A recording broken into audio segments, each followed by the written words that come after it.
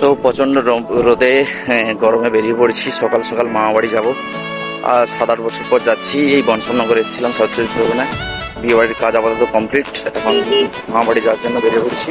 তো চলো গিয়ে ওখানে গিয়ে রাখাচ্ছি। তো মামা বাড়ি যাওয়ার জন্য প্রথমে একটা নৌকো ধরতে হবে। তো এই নৌকোতে 30 মিনিট মতো সময় লাগে। তো নৌকোতে দেখো কুলার লাগানো আছে, আমি তো এই প্রথমবার দেখলাম, আর কে কে দেখেছো জানিও। তারপরে নৌকো থেকে নেমে যাই। তো নৌকো থেকে নেমে গেছি। তো এখান থেকে 10 মিনিট হাঁটলেই মামা বাড়ি পৌঁছে যাব। প্রায় 8-9 বছর পর যাচ্ছি। দেখা যাক হেঁটে হেঁটে রাস্তাটা চিনতে পারি নাকি। কি রোদের মধ্যে হাঁটছি।